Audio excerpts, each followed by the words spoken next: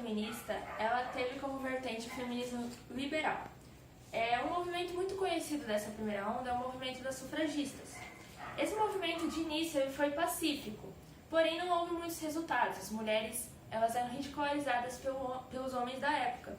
Então, elas começaram com uma violência maior, o que causou uma maior visibilidade, porque a sociedade começou a se questionar por que aquelas mulheres estavam tão agressivas, o que elas queriam. Infelizmente, nenhum movimento feminista ele deu certo apenas pelo diálogo ou pela teoria, sem nenhuma vertente mais violenta. Na Inglaterra, a Emily Davison ela se tornou mártir a partir do momento que ela foi colocar um broche no cavalo do rei da Inglaterra e ela foi atropelada por ele. Ela morreu, então ela deu mais visibilidade ao movimento.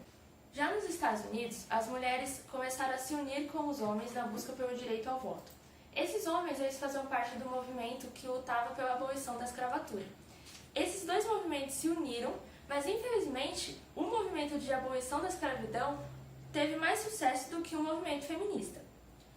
Ainda nos Estados Unidos, houve a Convenção Nacional das Mulheres, que lutavam pela igualdade de direitos. Lá, uma escrava chamada Sojourner Truth, ela fez um discurso em que ela falava sobre a diferença que ainda havia entre as mulheres brancas e as negras. As mulheres brancas, elas ainda eram tratadas com certo cavalheirismo, porque elas eram tidas como sexo frágil, e as mulheres negras não tinham esse tratamento por parte dos homens. Então, ela fala muito sobre o movimento negro nesse momento. As três principais reivindicações das mulheres de classe média e elite era a educação, a contrariedade ao casamento e a igualdade de direitos. Já as mulheres operárias, o movimento delas era mais relacionado com o socialismo, o marxismo e o anarquismo. Duas mulheres marxistas, elas deram a ideia do Dia Internacional das Mulheres. A segunda onda feminista, ela ocorre dos anos 60 aos 80. Após a primeira onda, as mulheres conseguiram alguns direitos. E aí nessa segunda elas começam a questionar a origem da opressão machista e também o patriarcado em si. Essa segunda onda ela ocorre após esses direitos, então, que questiona a submissão da mulher ao homem e também o que é ser mulher. A Simone de Beauvoir era uma filósofa francesa e ela escreveu O Segundo Sexo. A escrita dela questionava o porquê a mulher estava em segundo plano em relação ao homem. A Berthe Friedan, ela escreveu O Místico Feminino, onde ela criticava a imagem que a mulher tinha nos Estados Unidos. A Carol Hanisch, ela era do movimento hippie e pacifista. Ela começou a se unir aos homens desse movimento hippie e ocorreu a mesma coisa da época da primeira onda com a Revolução Abolicionista. Porque os homens hippies, eles não entendiam a causa das mulheres, eles não davam atenção. E por isso, por essas questões femininas no movimento que não tinham valor para eles, ela cria o feminismo radical, onde os homens não podiam fazer parte, onde os homens não podiam entrar. A sociedade da época, ela entendia que a vida pública não deveria interferir nas opressões sofridas na vida privada, no machismo que a mulher sofria dentro de casa. E a Carol Hanisch, ela começa a questionar esse conceito. Você se interessou pelo movimento, ou como que ele era abordado na sua escola, na época que você era adolescente? Se você vê que essa abordagem mudou, como tem que contar? Tá. Quando eu estudava, principalmente assim na época oitava série, né, não era oitavo ano, eu estava numa escola estadual onde havia um movimento de formação de grupos pro Grêmio, ainda não existia Grêmio estudantil nessa escola, e aí eu fazia parte dessas reuniões para formar Grêmio. Porque eu já era do time de vôlei da escola, então pra mim tinha uma questão, né, que era só os meninos ocupam a quadra. Pra mim isso era um inferno, assim, a gente vivia brigando com eles e tal. E pra mim estar no Grêmio era uma forma de brigar por isso, assim, de levar essa discussão para outros lugares.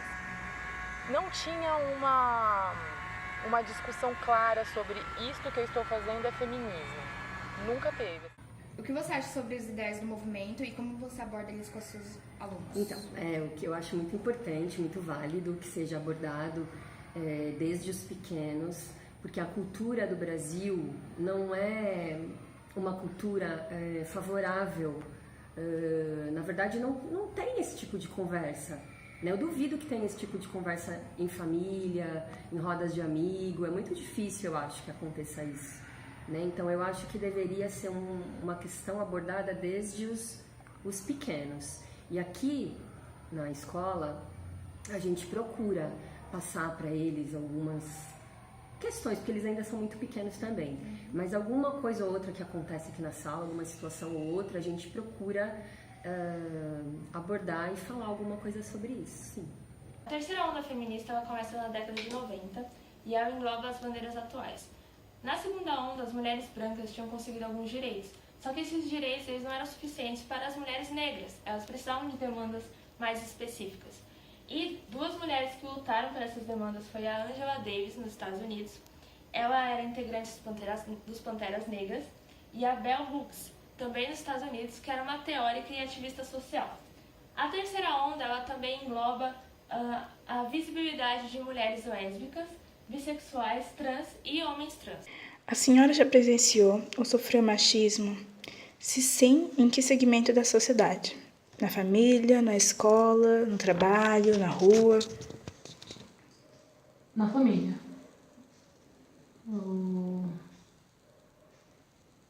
Tanto por parte de pai, como por parte de marido.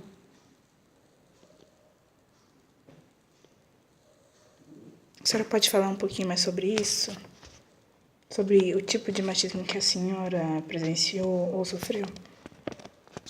Por parte do meu pai, era a respeito da ignorância, da brutalidade, da posse que ele tomava sobre a minha mãe. E a respeito de marido, ele, apesar de ser nos dias atuais, eu vejo que queira ou não, eu acabo sofrendo essa questão. Mesmo nos tempos atuais, eu vejo que ele, a minha opinião não é válida para ele. Então é um tipo diferente de machismo. Sim.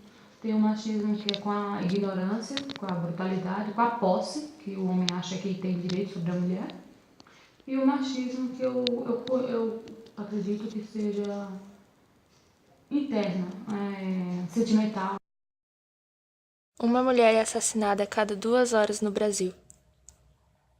12 mulheres são assassinadas todos os dias, em média, no Brasil. 4.473 homicídios dolosos, sendo 946 feminicídios, em 2017. Feminicídio é o crime motivado pelo fato da vítima ser mulher. O Mato Grosso possui maior taxa de feminicídio. O Rio Grande do Norte, maior índice de homicídios contra mulheres. A taxa de feminicídio no Brasil é a 5ª maior do mundo. 3 estados não contabilizam os dados de feminicídio no país: Ceará, Rondônia e Tocantins. O IPEA revelou que 58,5% dos entrevistados concordam com a seguinte frase: se as mulheres soubessem como se comportar, haveria menos estupros. Em 2014, o Brasil tinha um caso de estupro notificado a cada 11 minutos. 527 mil pessoas são estupradas por ano. 89% das vítimas são mulheres.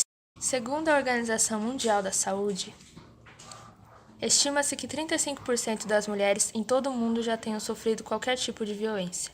92% das mulheres indianas já sofreram algum tipo de violência sexual. Mulheres e meninas representam cerca de 70% das vítimas de tráfico humano.